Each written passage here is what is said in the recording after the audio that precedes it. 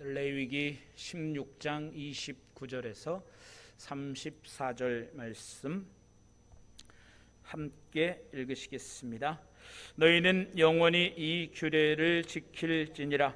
일곱째 달 곧 그 달 10일에 너희는 스스로 괴롭게 하고 아무 일도 하지 말되 본토인이든지 너희 중에 거류하는 거류민이든지 그리하라. 이날에 너희를 위하여 속죄하여 너희를 정결하게 하리니 너희의 이 모든 죄에서 너희가 여호와 앞에 정결하리라. 이는 너희에게 안식일 중에 안식일인즉 너희는 스스로 괴롭게 할지니 영원히 지킬 규례라. 기름 부음을 받고 위임되어 자기의 아버지를 대신하여 제사장의 직분을 행하는 제사장은 속죄하되 세마포 옷 곧 거룩한 옷을 입고 지성소를 속죄하며 회막과 제단을 속죄하고 또 제사장들과 백성의 회중을 위하여 속죄할지니 이는 너희가 영원히 지킬 규례라. 이스라엘 자손의 모든 죄를 위하여 1년에 한 번 속죄할 것이니라. 아론이 여호와께서 모세에게 명령하신 대로 행하니라. 아멘. 할렐루야. 오늘도 이 저녁 주의 전에 오르신 여러분들 가운데 하나님의 크신 은혜가 함께 하시기를 주님의 이름으로 간절히 축원합니다. 레위기 16장 오늘 속죄일에 관한 규례라고 하는 말씀으로 우리가 함께 은혜를 나누고자 합니다. 이 16장의 말씀은 우리가 성경을 그냥 쭉 이렇게 읽어가면서 함께 우리가 좀 살펴보려고 합니다. 이스라엘에게 있어서 이 속죄일 또는 이제 대속죄일이라고 하는 날은 일곱째 달 열흘째 되는 날입니다. 그러니까 7월 보통 이제 소위 7월 10일이라고 하는 날이 이스라엘 백성들에게 있어서 대속죄일에 해당하는 날입니다. 근데 오늘 사실 제목은 속죄일에 관한 규례이지만 오늘 이 레위기 16장에서는 속죄일이라고 하는 단어는 한 번도 나오지 않습니다. 욥 하키프림이라고 하는 이 히브리어의 속죄의 날이라고 하는 이 욤 하키프림이라고 하는 단어는 레위기 16장에는 나오지 않습니다. 이 욥 하키프림이라고 하는 속죄의 날이라고 하는 말은 23장 27절과 25장 9절에 나오고 있습니다. 그래도 이 내용은 오늘 이 16장의 내용은 바로 그 속죄의 날에 관한 내용이기 때문에 이 속죄일은 레위기 이 신학에 있어서 가장 중심적인 그러한 이야기이기도 하고 또한 이스라엘 백성들에게 있어서 1년 중 가장 거룩한 날입니다. 그래서 오늘 우리가 읽은 말씀 중에도 보면 이는 안식일 중에 안식일이라 이런 말씀 이렇게 표현하고 있습니다. 그러니까 안식의 안식일이다. 그만큼 중요한 날이라고 하는 것이죠. 그래서 이제 이 하나님께서는 이제 모세에게 말씀하셔서 이 모세를 통해서 아론에게 이제 안식일에 대한 이 속죄일에 대한 규례를 어떻게 행하여야 하는지에 대하여 말씀해 주고 있는 것입니다. 그런데 이 말씀은 원래 우리가 오늘 1장의 1절에 보면 이제 아론의 두 아들이 여호와 앞에 나아가다가 죽은 후에 여호와께서 말씀하시니라 이렇게 말씀하고 있습니다. 아론에게는 4명의 아들이 있었죠. 그런데 2명의 아들이 하나님께로 나아가다가 죽었습니다. 이 이야기가 어디에 기록되어져 있죠? 레위기 10장에 기록되어져 있습니다. 하나님께서 원하지 않는, 하나님께서 명령하시지 않은 다른 불을 가지고 나가다가 나답과 아비후가 죽임을 당한 일이 레위기 10장에서 소개되고 있었죠. 그러면서 그 일이 있은 후에 오늘 하나님께서 모세에게 말씀하고 있다 이렇게 말합니다. 그러니까 이 레위기 16장의 말씀은 10장 다음에 바로 이어지는 그런 상황이라 볼 수 있는 거예요. 그래서 11장에서부터 15장 즉 정결법에 관한 규례는 아마 그 사이에다가 이렇게 넣어놓지 않았겠느냐라고 우리가 이야기하고 있는 것입니다.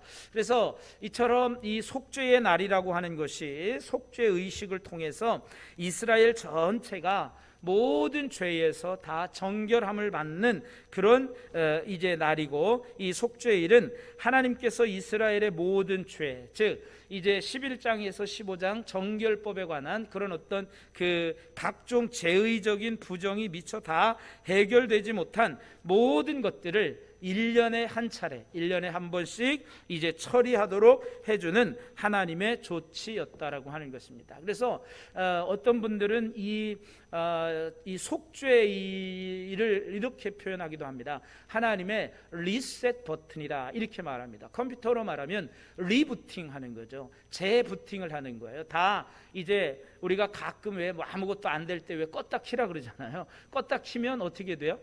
껐다 키면 어떻게 돼요? 다 초기화됩니다. 거의 다 초기화가 됩니다. 그래서 이 하나님께서 이스라엘 백성들을 향한 죄악 가운데 있는 모든 이스라엘 백성들에게 이 속죄일을 통해서 완전히 그들의 모든 죄, 우리가 말하는 뭐 이 원죄라든지 뭐 자범죄라든지 이러한 모든 죄를 다 용서해 주시는, 그래서 우리 리셋되는 거예요. 리셋, 리부팅, 재부팅이 되는 거예요. 그래서 초기 상태로 돌아가는 아마 그런 상태를 의미한다고 그래서 이 대속죄일은 하나님의 리셋 버튼이다, 이렇게 표현까지 합니다. 그래서 이스라엘 백성들에게 이 일곱째 달 열흘 되는 날은 매우 은혜스러운 날입니다. 그래서 하나님께서 모든 죄를 용서해 주는 그런 아주 은혜로운 날이고, 하나님의 구원을 경험하는 그런 매우 하나님의 은혜와 사랑이 넘치는 그런 날입니다. 그런데 레위기의 주제가 뭘까요? 레위기의 큰 주제는 뭐라고 그랬어요?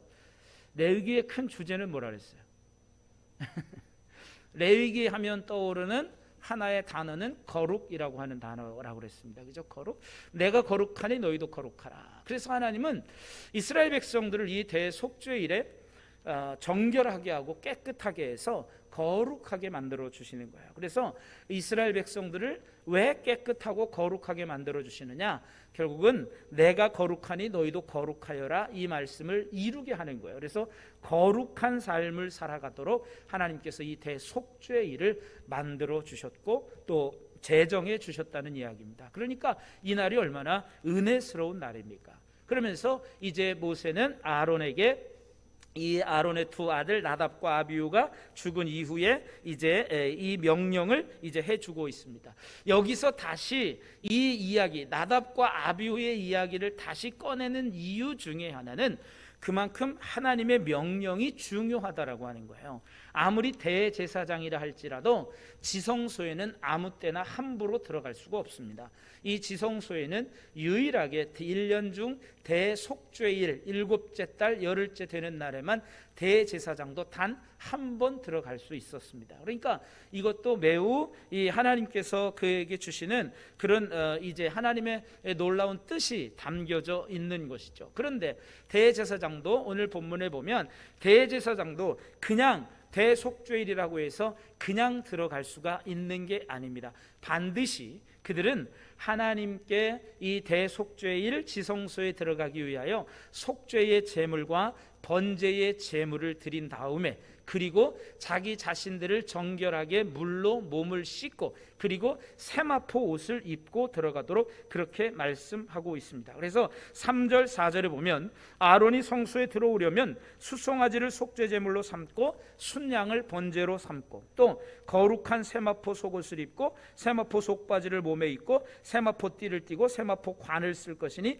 이것들은 거룩한 옷이라 물로 그의 몸을 씻고 입을 것이다, 이렇게 말씀하고 있습니다.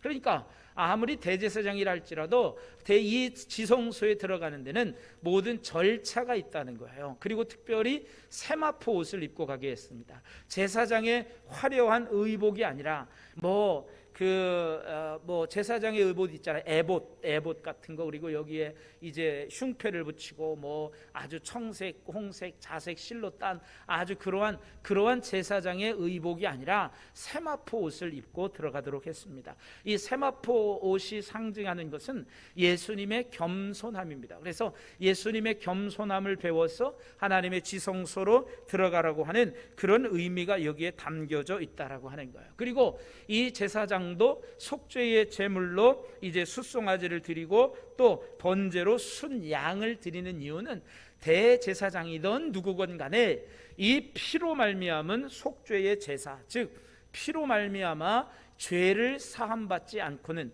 죄를 사하는 이러한 의식을 행하지 않고는 누구도 하나님, 거룩하신 하나님이 임재하시는 성소에 들어갈 수 없음을 말씀해 주고 있는 것입니다. 그래서 대제사장도 속죄의 제물과 번제의 제물을 바치고 그리고 나서 이 성소로 나아가야 합니다.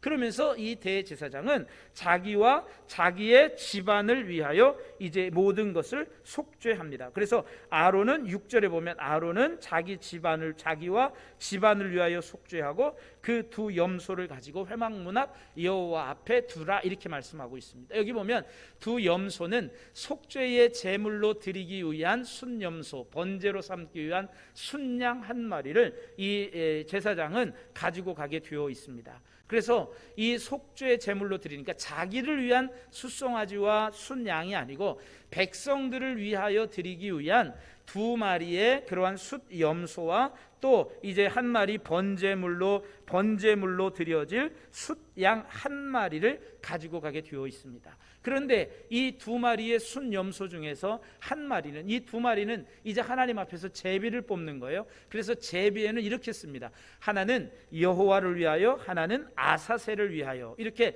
두 가지 제비를 써놓고 이제 그 제비 뽑기를 하는 거예요. 그래서 이 염소는 이게 만약 여호와를 위하여라고 하는 것이 뽑혔으면 이 염소는 여호와를 위한 속죄의 제물이 되는 거예요. 그래서 온 백성의 죄를 사하기 위한 그러한 속죄의 제물로 드려지고, 또 하나 이제 아사셀을 위하여 뽑힌 그 염소는 아사셀을 위한 염소가 되어서 이 아사셀 염소는 21절로 넘어가면 21절에서는 이제 그 아사셀을 위하여 뽑힌 염소에게 제사장은 이제 안수를 합니다. 안수한다는 의미가 뭐예요? 안수한다는 의미가 뭐예요? 이 짐승에게 모든 백성의 죄가 전가된다는 의미잖아요. 그래서 이스라엘 자손의 모든 불의와 그 범한 모든 죄를 아뢰고 그 죄를 염소의 머리에 두어 미리 정한 사람에게 맡겨 광야로 보내라, 이렇게 말씀하고 있습니다. 그래서 이 아사셀이라고 하는 이 염소는 우리가 여러분 성경에 보면 아사셀이라고 하는 곳에 이제 번호 1 이렇게 되어 있고 이제 설명이 있어요. 내보내는 염소, 이렇게 아마 여러분 성경에 해석이 나와 있을 겁니다. 이 아사셀이라고 하는 의미는 뭐 여러 가지 견해가 뭐 한 4가지 정도가 있는데 우리가 통상 이해하기 편해서 2가지 견해만 우리가 본다 그러면 이 아사셀이라고 하는 것은 광야로 보내어지는 숫염소를 뜻하는데, 이 아사셀이라고 하는 단어는 그 염소를 가리키는 에즈라고 하는 말과 내어 보내다라고 하는 뜻을 가진 히브리어의 아잘이라고 하는 말, 그러니까 즉 에즈와 아잘이라고 하는 말의 합성어로서 아사셀, 즉 이제 이 내보내지는, 광야로 내보내지는 그런 염소, 이렇게 해석할 수 있는 거예요. 그래서 내보내지는 염소. 그래서 또 이 아잘이라고 하는 단어에는 내보내다라고 하는 그런 뜻만이 있는 것이 아니라 제거된다라고 하는 그런 의미도 가지고 있다는 거예요. 그래서 이 내어보내다라고 하는 뜻을 가지고 있는 아잘이라고 하는 이 히브리어의 어원을 보면 이 어원에는 아잘이 없이 하다라고 하는 의미도 갖고 있다는 거예요. 내보내다는 말만 뜻만 있는 게 아니라 없이 하다라고 하는 그런 의미도 있기 때문에, 즉 이 아사셀 염소는 무엇을 없이 하는 거냐? 백성들의 모든 죄를 없애기 위하여 광야로 내보내지는 염소를 뜻하는 거예요. 그래서 이 아사셀 염소는 이스라엘 모든 백성의 죄를 жил머지고 죄를 없애기 위하여 광야로 내보내지는, 그래서 광야 끝에 가면 까먹었다.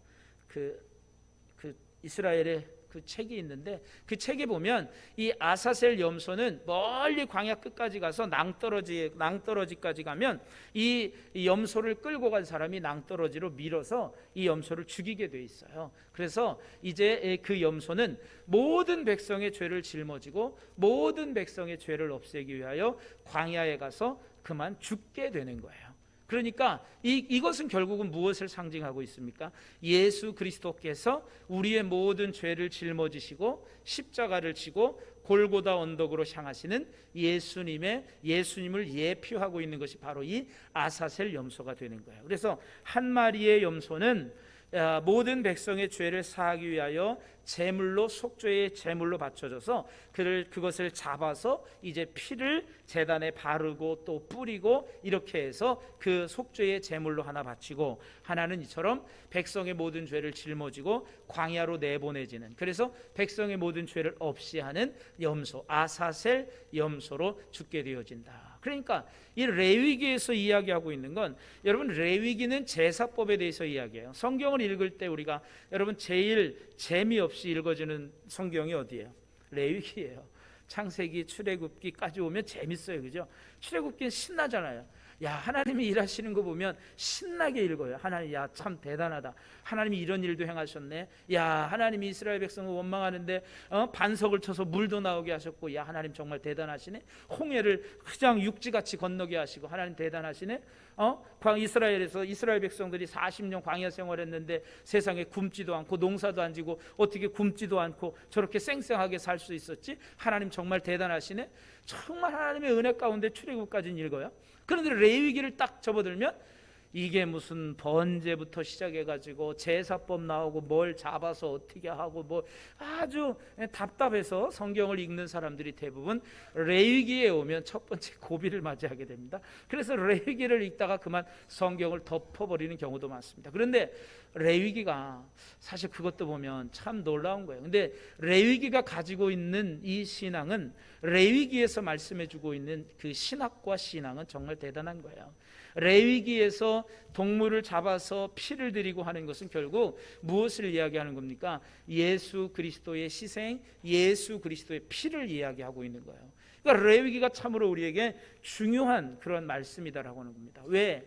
여기에는 예수 그리스도의 십자가와 예수 그리스도의 희생을 이야기하고 있기 때문에 레위기가 그만큼 중요한 거예요. 그래서 모든 것들은 지금 다 이 예수 그리스도의 그 십자가의 희생과 또 예수 그리스도의 죽음, 예수 그리스도께서 흘리신 보혈의 공로를 우리에게 말씀해 주고 있기 때문에 이 레위기 16장, 특별히 속죄일에 관한 규례는 우리에게 있어서 매우 중요한 말씀이라는 거예요. 그러니까 아까도 말씀드렸지만 아무리 대제사장이라 할지라도 대제사장도 먼저 자기의 죄를 속하고 자기와 자기 집안의 죄를 속하고 그리고 성소로 들어갈 수 있었어요.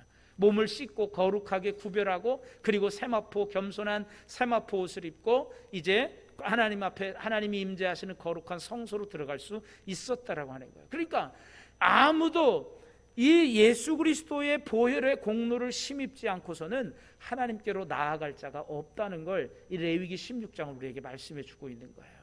우리가 구원을 얻는 것도 마찬가지입니다. 이스라엘 백성들이 오늘 이 속죄일의 규례에서 모든 사람들이 죄를 사함받고 또 죄를 용서받고 하는 모든 것이 피 없이는 안 된다는 거예요. 즉 피 흘림이 없은즉 사함도 없느니라 라고 하는 성경의 말씀이 오늘 이 16장에서도 그대로 말씀해 주고 있는 거예요. 우리가 구원받은 것은 누구 때문입니까? 우리가 구원받은 것은 무엇 때문입니까? 예수 그리스도께서 십자가에서 피 흘려 죽으시지 않으셨다면 우리의 구원은 이루어질 수 없었습니다.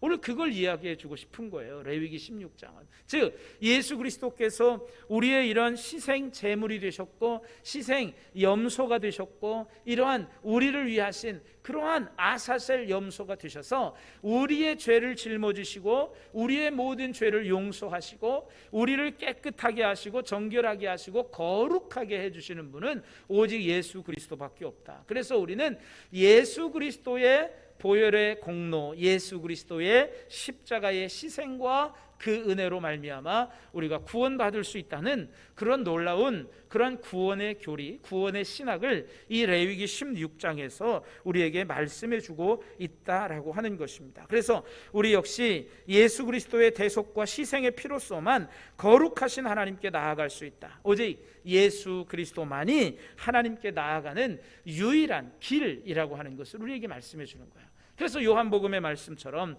내가 곧 길이요 진리요 생명이니 나로 말미암지 않고는 아버지께로 올 자가 없느니라 말씀하고 있는 거예요. 길 되신 예수님, 예수님 없이는, 예수님이 아니고서는 하나님께로 나아갈 수 있는 길이 없다는 걸 우리에게 알려주고 싶은 것입니다. 그래서 이스라엘 회중을 위한 속죄 의식을 집행하기 위해서 이제 대제사장은 자신을 위해서 숫송아지로 속죄제를 드렸고, 대제사장도, 자 이제 다시 성경 11절로 넘어갑니다. 11절로 넘어가면 아론은 자기를 위한 속죄제의 숫송아지를 드리고 자기와 집안을 위하여 속죄하고 자기를 위한 그 속죄제 숫송아지를 잡고 향로를 가져다가 이제 번제단에서 불을 붙입니다. 그리고 거기에는 이제 향을 넣는데, 어떤 향을 넣냐면 출애굽기 30장에서 우리가 배웠던 이제 거기에는 소합향, 나감향, 풍자향, 유향 뭐 이런 것을 아주 하나님께서 말씀해 주신 제조의 방법대로 제조해서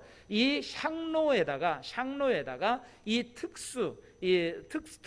특수하게 만든 이 향들을 거기에서 태우는 거예요. 그러면 이 불에서, 향로에서 뭐가 날까요? 연기가 나겠죠. 이 만든 향료들을 거기에 넣으니까 이 향로에서 이 온갖 향기들이 나면서 또 연기가 나면서 뿌옇게 되죠. 그래서 이 성소로 그걸 가지고 들어갈 때에 이 향연이 이 성소를 가득하게 합니다. 증거계 윗 곧 속죄소를 가리게 하리니 그리하면 그가 죽지 아니할 것이다, 이렇게 말합니다. 그러니까 이 향로에서 나오는 연기로 하여금 이 성소를 가득하게 하라는 거예요. 왜? 이것은 하나님의 은혜, 즉 이 연기로 상징하고 있는 건, 이 연기가 하나님 앞에 우리의 죄를 가리어주는 역할을 하는 거예요. 그래서 우리가 죽지 않도록 하라. 그래서 우리가 이 연기를 통해서 우리의 죄가 가리움을 받는 그런 이제 모습이다라고 하는 거예요. 그래서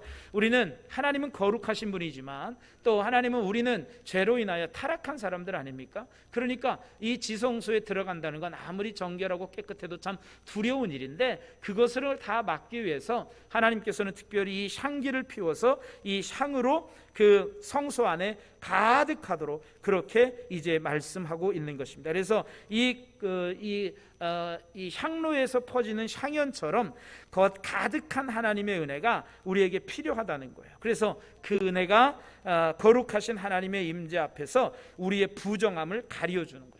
그래서 하나님의 은혜가 충만한 은혜가 아니라면 우리는 지금도 죄로 말미암아 죽어 마땅한 존재일 수밖에 없다는 것을 우리에게 깨닫게 해주고 있는 것입니다. 자, 그 다음에 대제사장은 14절, 대제사장은 또한 숫송아지의 피를 손가락으로 이제 속죄소 동쪽에 뿌리고 속죄소 앞에 7번 이제 뿌리게 됩니다. 대제사장도 속죄의 피 없이는 거룩한 지성소로 들어갈 수 없다고 말씀드렸죠. 속죄의 피가 죄인과 거룩하신 하나님 사이를 이제 중재하게 되는 거예요. 이 피를 뿌림으로 인하여 결국 이 피가 하나님과 인간을 중재하고 대제사장과 하나님을 중재하는 거예요. 그래서 공의로우신 하나님은 속죄의 피를 통해 죄를 용서해 주신다는 것입니다. 즉 예수 그리스도의 대속의 은혜가 이 모든 것을 완성해 주셨다. 그러니까 이 모든 과정과 절차, 대제사장이 속죄의 일에 행하는 이 모든 과정과 절차 하나하나에 모든 것이 다 예수 그리스도의 이 희생, 예수 그리스도의 십자가와 예수 그리스도께서 흘리신 보혈과 지금 다 연결되어져 있는 거예요. 어느 것 하나 예수 그리스도의 십자가의 은혜와 보혈의 공로와 뗄래야 뗄 수가 없는 거예요.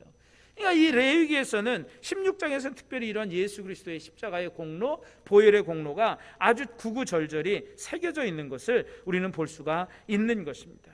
그리고 이제 대제사장은 속죄 제물의 피로 제단을 또 이제 정결하게 했어요. 15절에 보면 정결하게 합니다. 이스라엘 백성도 제물의 피로 정결함을 얻습니다. 그러니까 피로 또한 정결함을 얻기까지는 그 누구도 회막에 들어갈 수가 없습니다. 그래서 어떤 누구도 이 속죄의 제물로 인하여 그 피로 정결함을 얻기 전까지는 아무도 누구든지 회막에 17절 누구든지 회막에 있지 못할 것이다, 이렇게 말씀하고 있는 거죠. 그래서 아무도 이 피로 인하여 정결함을 얻기 전까지는 회막에 있지 못했다. 그래서 또 대제사장은 그러고 나서 또 속죄의 피를 제단 귀퉁이 뿔들에 바르고 손가락으로 또 7번 뿌립니다.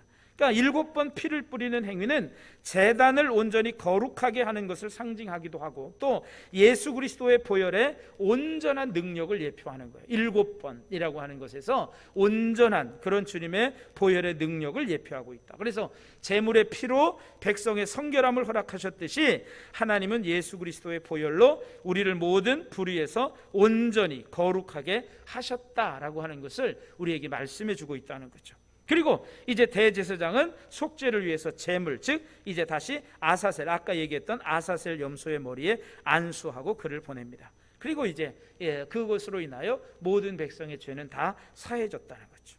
그리고 예수 그리스도께서는 바로 이처럼 하나님과 우리 사이에 유일한 화평이 되신다는 거예요.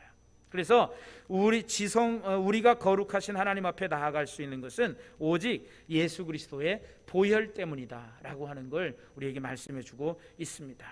자, 그리고 그렇기 때문에 우리는 하나님 앞에서 거룩하게 살아가기를 힘쓰는 그런 성도가 되어야 한다는 것입니다.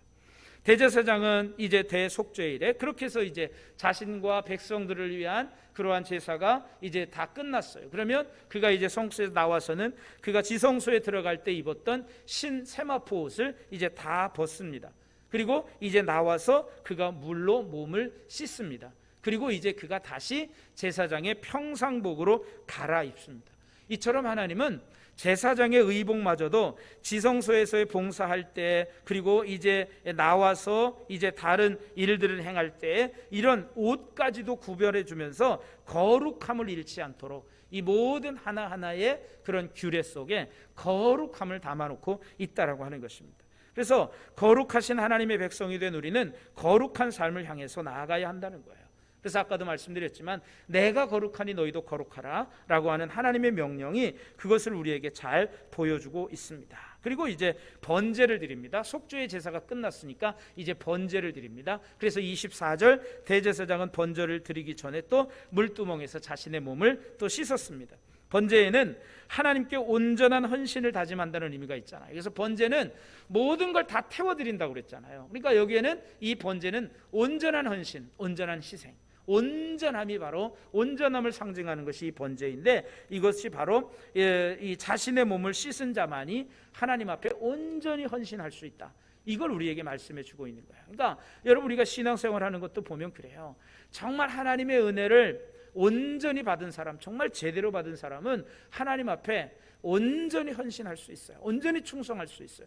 그런데 하나님의 은혜를 그냥 받다가 만 사람들은 하나님께 온전히 헌신할 수 없어요.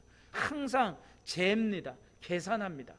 이것이 내가 이렇게 하면 뭐 어떻게 될까 저렇게 될까 항상 계산하고 잽니다. 그런데 정말 하나님의 은혜를 온전히 받고 온전히 정말 하나님 앞에 온전히 회개하고 온전히 은혜 받은 사람들은 계산하거나 재지 않습니다. 온전히 헌신합니다. 그러니까 이 번제의 의미에 바로 그런 의미가 있는 거예요. 그러니까 온전히 헌신의 삶을 살아갈 수 있다는 것을 우리에게 보여주고 있습니다. 그리고 25절 속죄를 위한 피뿌림 의식 속에서 사용된 희생제물의 피, 그리고 번제단에서 드려진 그러한 제물의 기름 부위를 제외한 나머지 부위, 즉 고기와 가죽, 똥 이런 모든 것들은 다 바깥으로 내다가 다 불사릅니다.